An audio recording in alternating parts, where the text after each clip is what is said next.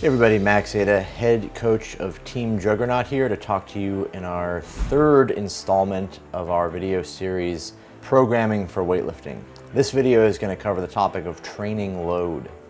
So training load is basically just the measure of overload, stimulus, that we are placing on the athlete. We manipulate the variables that make up the training load in order to generate an intended response. What is training load? What are the variables we're talking about measuring, and what are the variables we're talking about manipulating, along with what variables are really important to us to keep track of and to note? So the first and probably the simplest version of training load is the idea of total volume. It's basically just a count of the number of repetitions done with a barbell or resistance or jumping or anything really, just the number of times we've done something. The absolute number of reps done across all exercises. We generally calculate all exercises, but divide them between fundamental and additional loading. So the difference there, the distinction is made where fundamental exercises have a prescribed intensity and a direct impact on the actual classic exercises themselves. This would include all things like squatting, pulling, snatches, power cleans, etc. And then the additional exercises are those things that are single joint, bodybuilding style things or general exercises you wouldn't be able to prescribe an intensity to or anything meaningful, any meaningful intensity. Things like pull-ups, push-ups, jumps, bodybuilding, curls, presses with dumbbells, etc. Things that are basically just additional volume that's added to it, to the training load, but don't really comprise any significant impact on the actual results. They have an indirect result or an indirect effect on the classic exercises.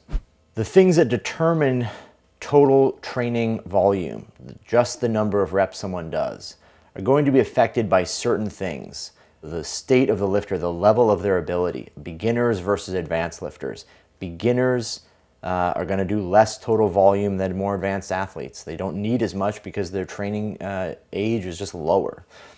Heavier lifters across all categories, whether they're beginner or advanced, heavier lifters will generally do less total volume because they are already in a place where they're taxing themselves somewhat. They're going to have a harder time recovering from that volume. If you have a super heavyweight, they're going to have to do quite a bit less volume than somebody who weighs 50 kilos. Males, a little bit less volume than females. Females can tolerate much more training reps, much more reps in training than a male can. Older lifters will do less volume than younger lifters of the same qualification. So if two beginners, one that starts at 45 versus one that starts at 16, probably the 16-year-old is going to do more volume.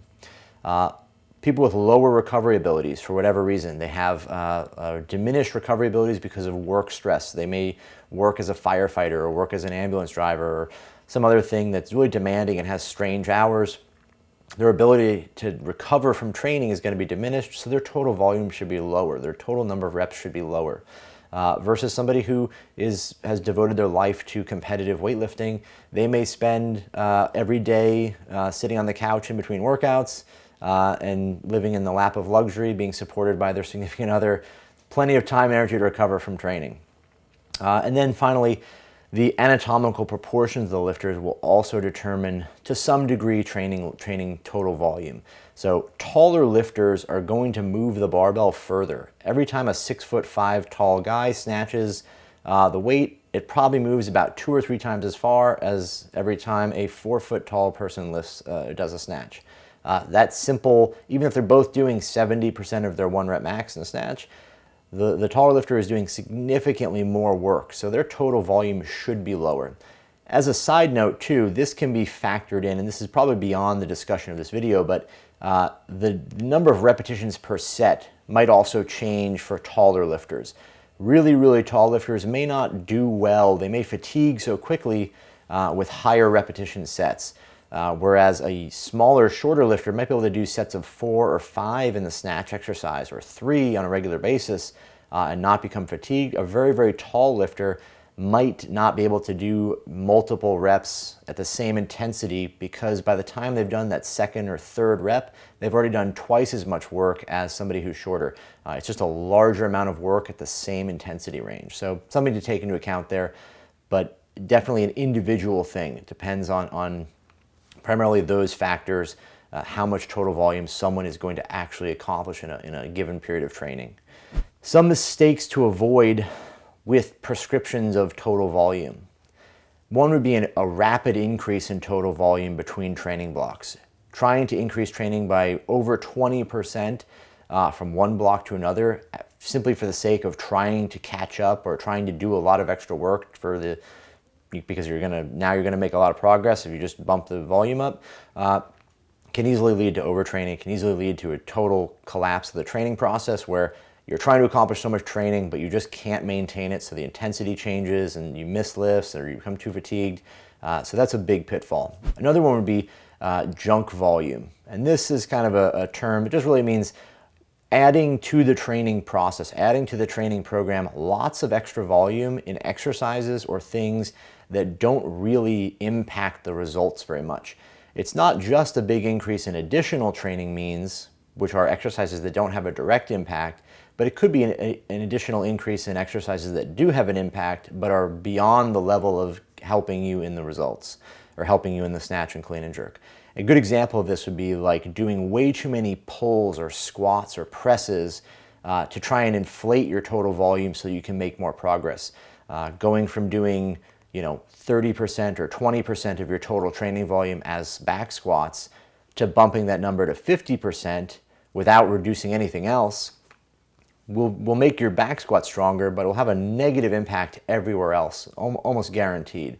So understanding that throwing extra training volume in on things that you can do simply because you can do a lot of snatch pulls or do a lot of clean pulls in the training doesn't mean they're going to have a really positive impact. The goal should always be to do as little training as you can get away with and getting the most result out of that as possible. Because adding extra reps in for the sake of doing extra reps doesn't give us the result we want. We want to do extra reps only if it's going to make us better at snatch and clean and jerk.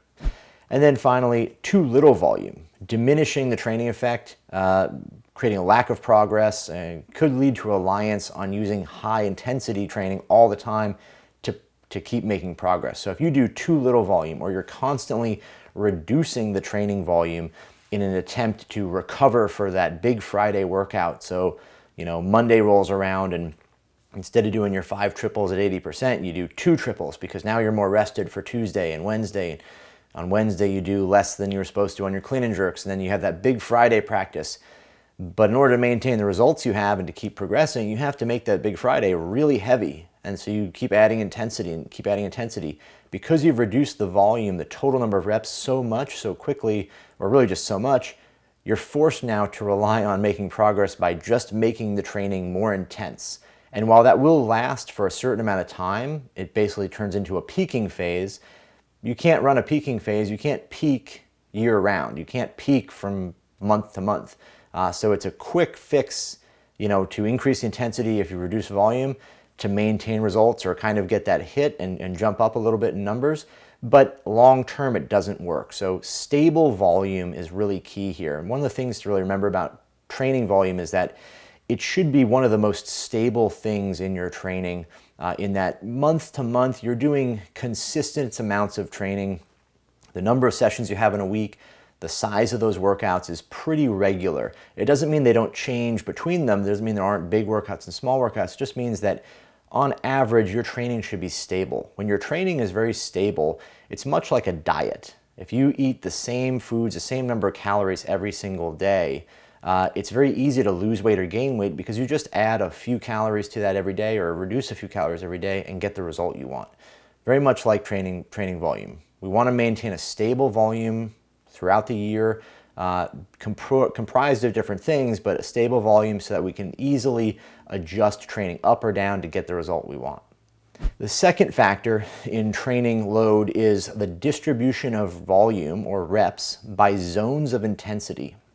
Now what this means is, let's say we have 1,000 repetitions we're going to do in a month, and that total 1,000 repetitions needs to be divided up amongst certain intensity zones so that we get a normal, equal distribution across all those zones to get the desired result we want.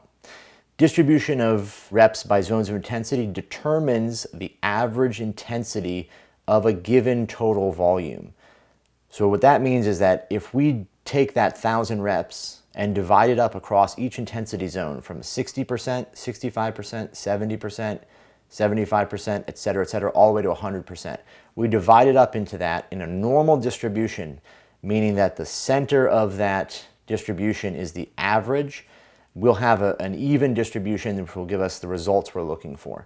It'll give us the right training weight, it'll give us the right average intensity to train with, and allows us to adjust the training effect of the entire volume of training.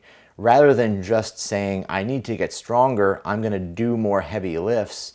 You might do that and wing it and add heavy lifts in, and then in exchange for that, you fall into that trap of too little volume where you're going heavy and heavy and heavier, and then you reduce the volume of other exercises or other loads in that medium range, and you don't get the distribution you want. You start to become slower or whatever. So understand that total volume distribution should be a normal distribution and should occur where the average falls somewhere between 70 and 80%. So the average weight of the barbell, or the relative intensity of the barbell, should be between 70 and 80%, with the rest of the reps distributed evenly above that and below that. We can adjust that distribution further by skewing that average intensity to the right or to the left to get a different training effect.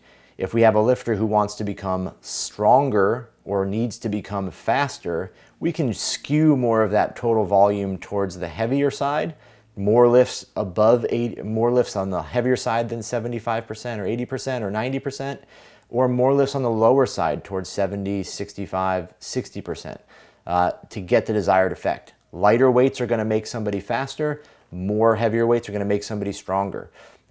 Somewhere in the middle is going to be the best place to develop power.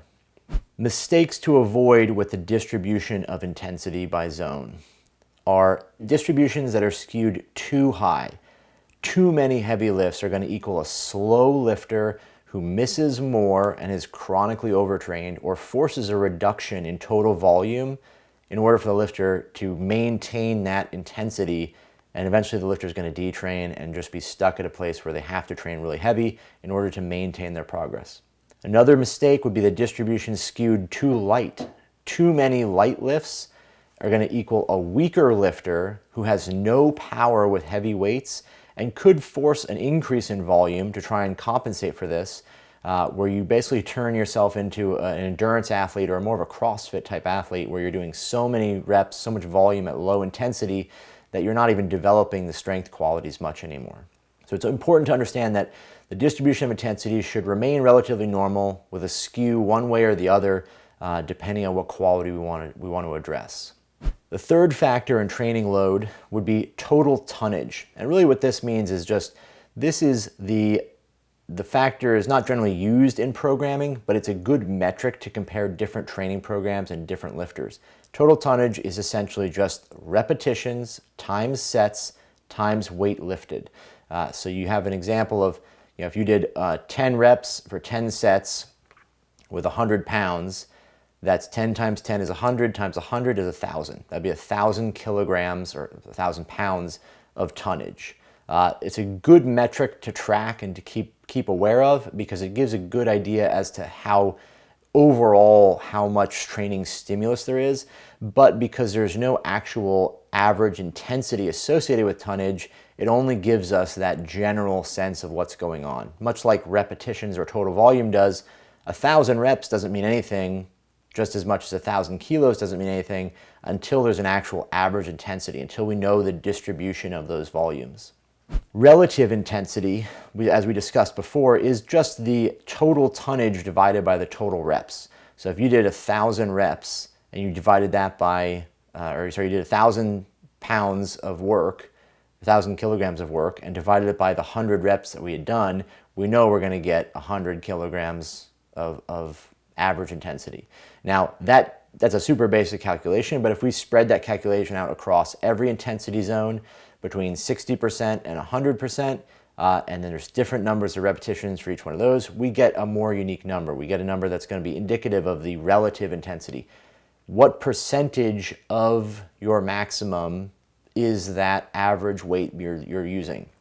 If you did 1,000 reps of snatches in a year, and they're all at 74% average relative intensity, that's a very defined, well thought out. We understand exactly what that is. The average weight of the barbell is the most important factor for us to keep track of in the long term. We're looking at how this number changes. So the average weight of the barbell is essentially just what all of the sets and reps times the weight divided by the reps they were done, the actual weight we lifted as an average of all the reps we did. What it tells us is how hard the training is, how difficult the training is, how strong we actually are. A great example here would be an average weight in training, or the average weight of the barbell for a lifter who's snatching and clean and jerking, whose total is 300 kilograms, is probably going to be less than a lifter who's totaling 400 kilograms. Now, if the 300 kilogram lifter is doing a 300 kilogram total and the average weight of their barbell in training across all exercises is, let's just say 50 kilograms or 60 kilograms, and they move that average up along, assuming all their volume and tonnage is relatively stable and doesn't change, they move that average intensity or the average weight on the bar up by a few kilos, they should see an increase in their results. They should see that 300 total move up. It doesn't mean it's guaranteed, but as a general trend, if the average weight that you're lifting increases across time, your strength level should increase as well, and your results in snatch and clean and jerk should too. Now, it's easy to say all things being equal because that means that nothing ever changes, that everything is perfect. But we do know that in a perfect world, or in a real world, that doesn't happen. But it is the most reliable metric we have to correlate to results in the classic exercises. How that average weight moves up and down, or how it should move up across your career, is really important to us and should be kept track of. It should be planned for in our training. When we plan for certain numbers after we've established what our average weight really is, we can plan to increase that by a few kilograms across the next month or two and should see results from that. Pitfalls to avoid. If we factor in all exercises, snatch, clean, squat, pull, etc., the average weight of the barbell can be manipulated to a large degree by doing more squatting or pulling with heavier weights. Now, while that does technically increase the average weight of the barbell, it doesn't necessarily impact us in the way we want. While yes, your squats and pulls may increase because the average weight you're using is maybe 10 kilograms more than it was last month. If your last month of training was 100 kilograms average weight and you increase that by 10 kilos because all you did was way more squats and pulls with heavy weights, you're probably going to be stronger. Are you going to be a better weightlifter? That's maybe not the case. We don't know if that's going to improve as much. Depends on some things, but more than likely it's not. So understand that when we're calculating average weight, we're most concerned with average weight of snatch and clean and jerk. If we track those metrics and plan for those metrics, we can see increases in those exercises, just as we would with any correlating exercise. Squats, the average weight of squats goes up, the squat's going to get stronger. Same with pulls, same with presses, etc. So understand that simply throwing more heavy exercises in to artificially inflate that average intensity, average weight, isn't going to work like we want. We want to make sure that we actually increase the average weight of the exercise we're trying to improve. How these factors in training load manifest themselves in each training block, we'll look at that here. So accumulation phases, or high volume phase. Total volume during this phase is going to be the highest of all phases, simply because it's the most developmental. We're going to be increasing volume as a mechanism of overload here. We're using volume primarily here to establish technical stability and technique fixes, working on our weaknesses and developing any kind of muscular imbalances or fixing muscular imbalances that we have. The distribution by zones of intensity should be a normal distribution here or skewed slightly toward lighter. In this phase of training, we're focused primarily on developing a uniform way of lifting, a solid technique. We're building the foundation for the next blocks.